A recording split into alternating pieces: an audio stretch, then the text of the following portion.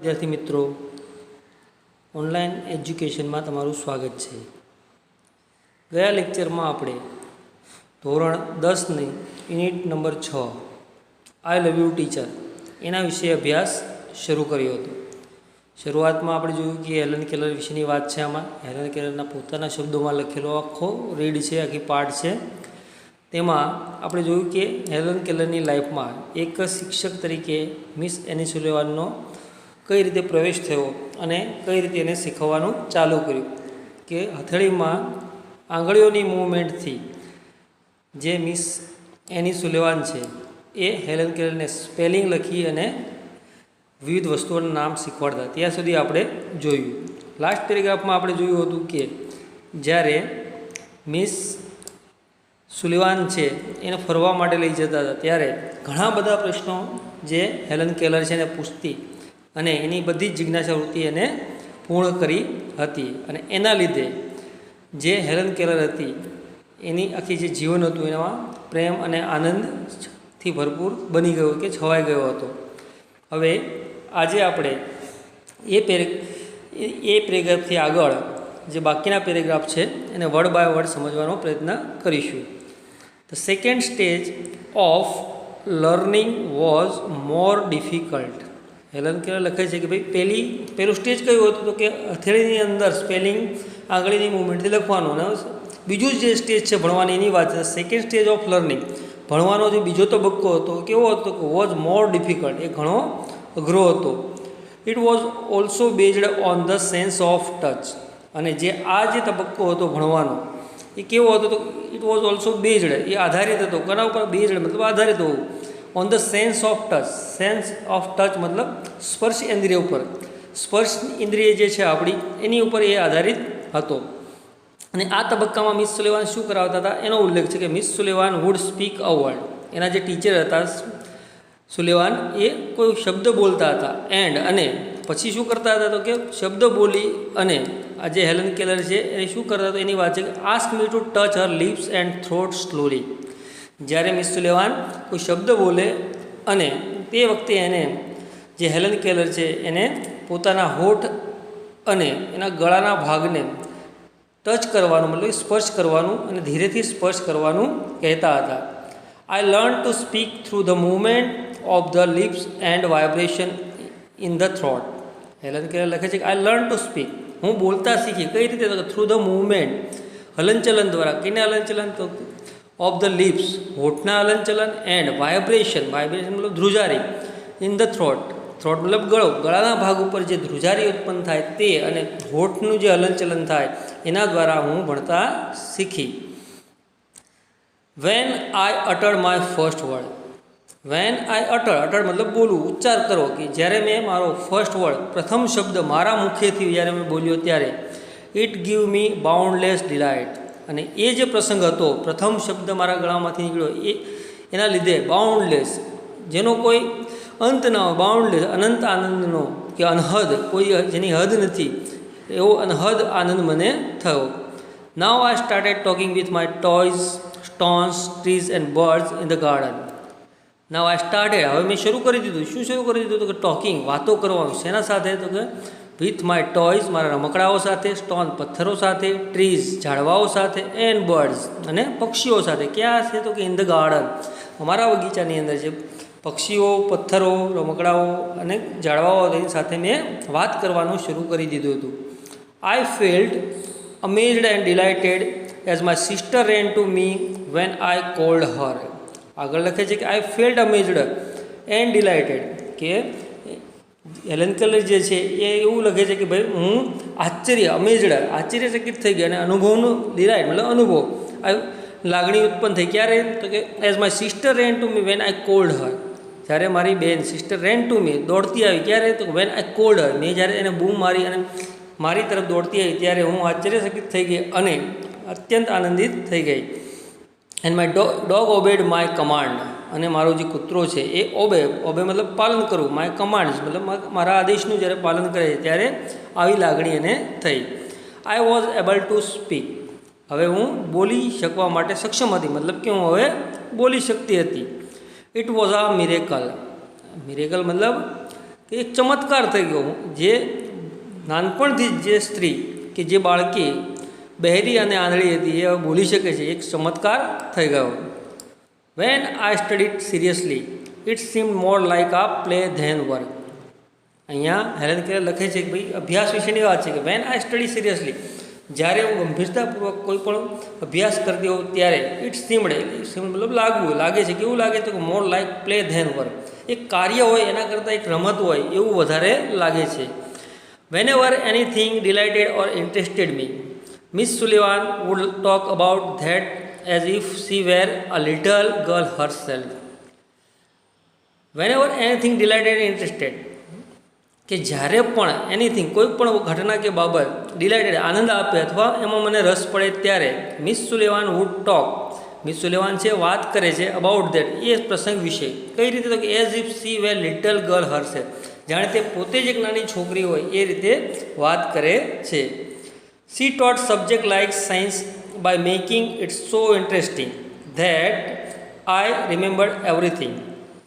C taught subject, જે એ teacher છે એ બધા વિષયો એ રીતે ભણાવે લાઇક આ સાયન્સ, વિજ્ઞાન જેવા વિષયો પણ એ રીતે ભણાવે by making it so interesting, એટલા રસપ્રદ બનાવીને એ વિષયોને ભણાવે છે જેથી કરીને આઈ રિમેમ્બર્ડ એવરીથિંગ, મને બધી જ વસ્તુ યાદ રહી જાય છે. Finally my teacher began teaching me to read. અને બીજો તબક્કો જ્યારે પસાર થઈ ગયો પછીની વાત છે કે ફાઇનલી અને છેવટે અંતે my teacher began teaching me to read, મારા જે શિક્ષક હતા એને શરૂ કરી દીધું ટીચિંગ મી ટુ રીડ, વાંચવાનું શીખવવાનું શરૂ કરી દીધું. I first read raise letter and letter on read with Braille.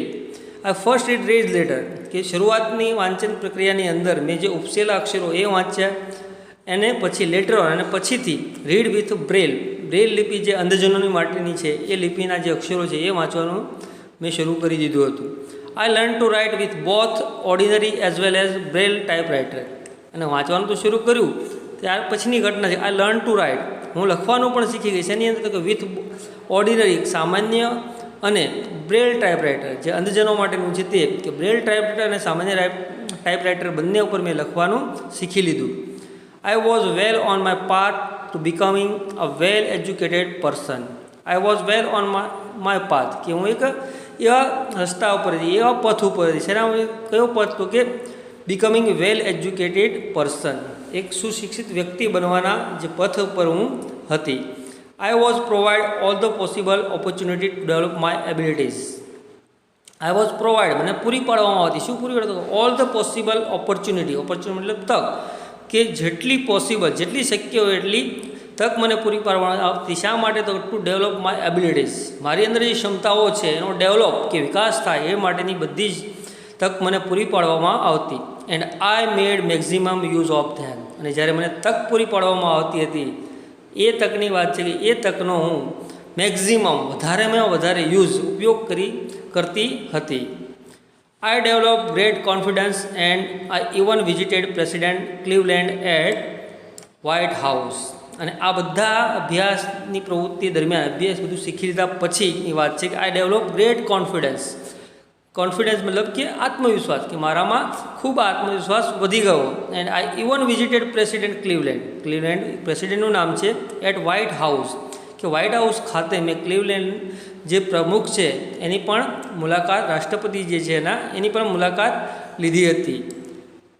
In 1819, 1890 સાલની વાત છે, એટ એજ ઓફ અબાઉટ 10 વર્ષની ઉંમરે, I move to Perkins institution.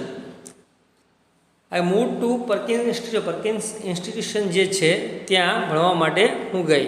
Here my teacher એને સુલેવાન continue teach me.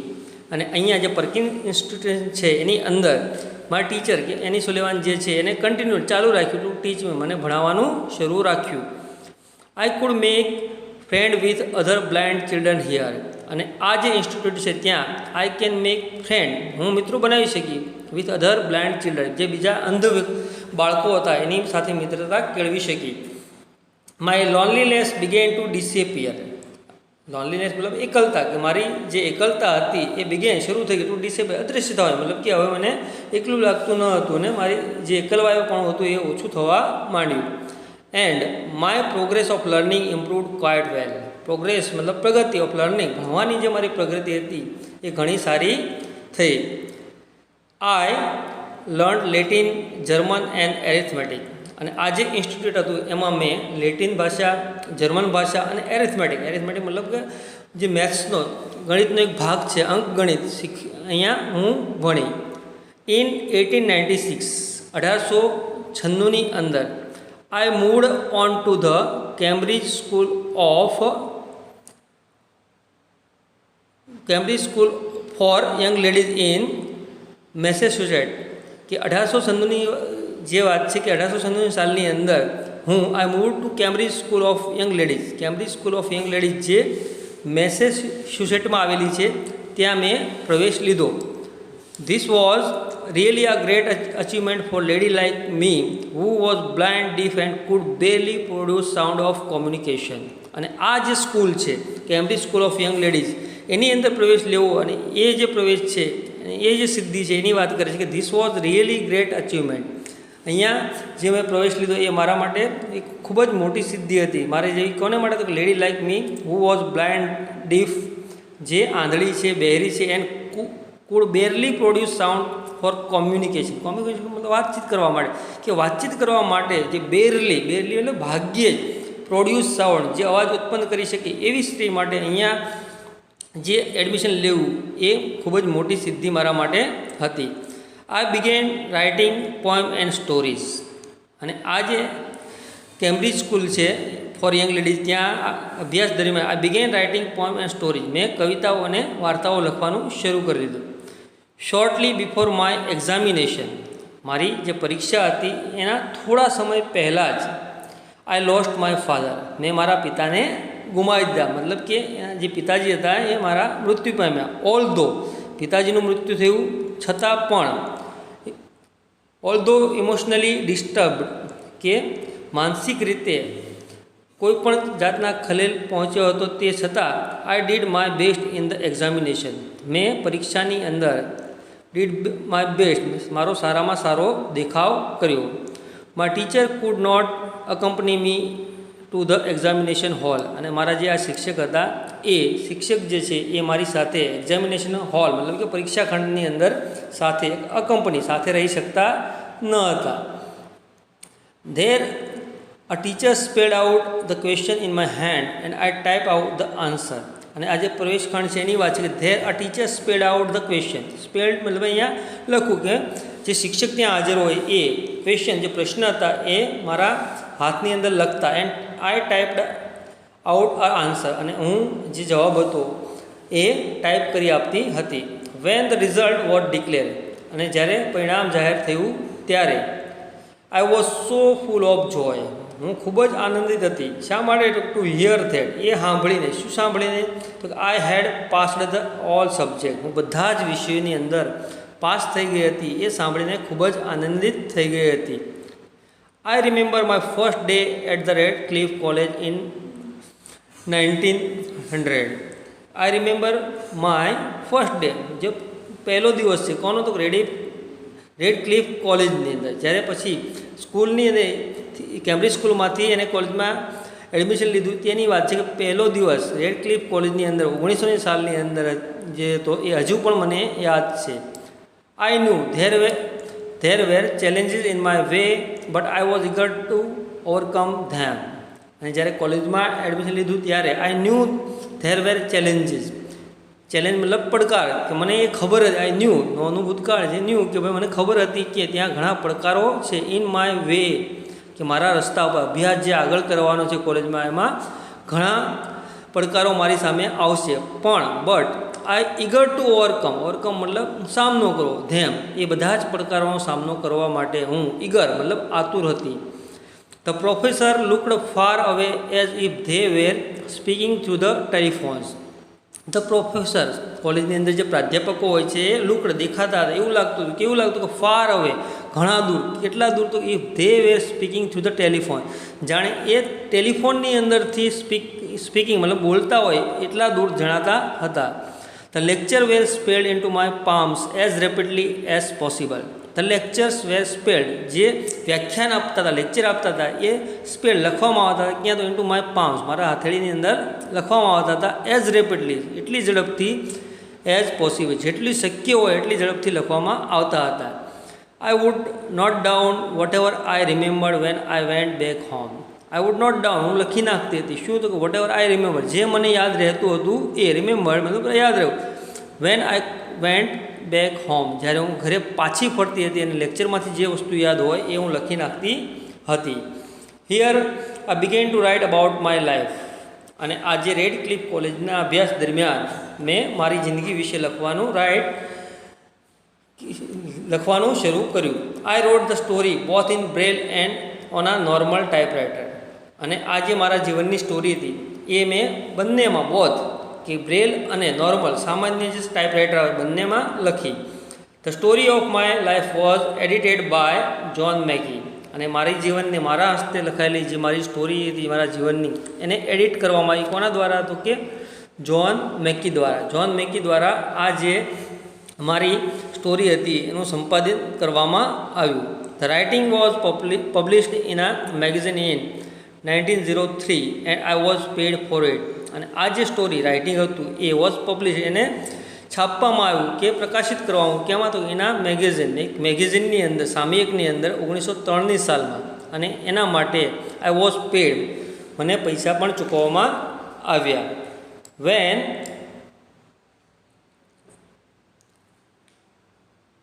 we the blind are indebted to Louis Braille as mankind is to Gutenberg. we blind, અમે જે આંધળા લોકો છે તે આર ઇન્ડેપ્ટેડ, મતલબ આભારી હોવું, ઋણી હોવું. કોણ તો કે લૂઇસ બ્રેલ. લૂઇસ બ્રેલ એ છે જેને બ્રેલ લિપિનું સંશોધન કર્યું. એઝ મેનકાઇન્ડ ટુ ગુટનબર્ગ, ગુટનબર્ગના જેટલો મેનકાઇન્ડ માણસ જાત જેટલી ગુટેનબર્ગની આભારી છે કે ઋણી છે એટલા જ અમે આંધળા લોકો લૂઇસ બ્રેલના છે. ગુટનબર્ગ છે જે એને જે પ્રિન્ટિંગ પ્રેસ છે એનું સંશોધન કર્યું હતું, એટલે આપણને જે અભ્યાસ માટે જરૂરી સાહિત્ય અત્યારે પ્રાપ્ત થાય છે એ પ્રિન્ટિંગ પ્રેસ વગર થાત નહીં. પણ જે ગુટેનબર્ગ છે એને પ્રિન્ટિંગ પ્રેસ છાપવાનું કામનું જે શરૂઆત કરી એનાથી આપણે આ સામાન્ય માણસ એને આભારી છે. એ જ રીતે બ્રેલ લિપિની શોધ જે લૂઇસ બ્રેલ છે એને કરી હતી, એટલે આંધળા જે લોકો છે, અંધ લોકો છે એના ઋણી છે. On 28 June 1904 I graduate from the Radcliffe college, અને 28 જૂન 1904ના રોજ I graduate from the Radcliffe college, Radcliffe college ખાતેથી હું સ્નાતક થઈ. ગ્રેજ્યુએટ મતલબ સ્નાતકની ડિગ્રી. આઈ ફીલ પ્રાઉડ, મને એ વાતનો ગર્વ હતો. કયો હતો કે આઈ બીકેમ ધ ફર્સ્ટ, હું એવી પ્રથમ સ્ત્રી બની કે ડીફ બ્લાઇન્ડ પર્સન, એવો એક વ્યક્તિ જે બહેરું અને આંધળું હોય, ટુ અર્ન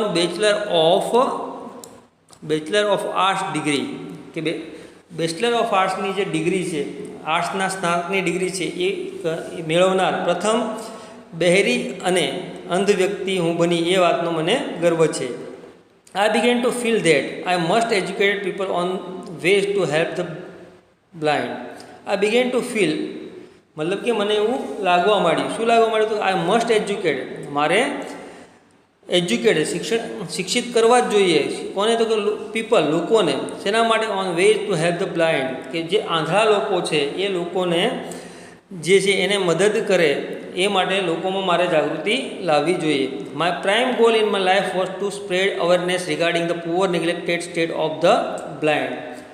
કે માય પ્રાઇમ ગોલ, મારું જે પ્રાથમિક જે ધ્યેય હતું શેની અંદર ઇન માય લાઈફ, કે મારા જીવનની અંદર પ્રથમ ધ્યેય કયું હતું તો કે was two spread awareness. Spread મતલબ ફેલાવવું, અને અવેરનેસ મતલબ જાગૃતતા ફેલાવવી. શેના વિશે? તો કે regarding poor નેગ્લેક્ટેડ state of the blind. State મતલબ સ્થિતિ, ઓફ બ્લાઇન્ડ કે જે અંધ લોકો છે એની જે સ્થિતિ છે, કેવી સ્થિતિ છે તો કે પુઅર નેગ્લેક્ટેડ, પુઅર અને બિચારાને ઉપેક્ષિત લોકો જેવી જે અંધજનોની સ્થિતિ છે એના વિશે લોકોમાં જાગૃતતા લાવવું, એ મારું પ્રથમ ધ્યેય કે પ્રથમ ગોલ હતું.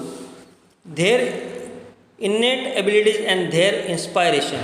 આ જે અંધજન લોકો છે એની ઇન્નેટ મતલબ કે જન્મજાત, જે જન્મથી જ એનામાં હોય એવી એબિલિટીઝ મતલબ એની અંદર જે ક્ષમતાઓ છે એની વાત છે. કે જન્મજાત જે ક્ષમતાઓ અંધમાં રહેલી છે તેની, અને ધેર ઇન્સ્પાયરેશન એની પ્રેરણાની, કે એમને પ્રેરણા આપવા માટે, એમને જન્મજાત જે શક્તિઓ પ્રાપ્ત ક્ષમતાઓ પ્રાપ્ત થઈ એ વિશે અને એની જે અપેક્ષિત સમાજની અંદર સ્થિતિ છે એના વિશે લોકોમાં જાગૃતતા ફેલાય એ મારા જીવનનું પ્રથમ ધ્યેય હતું.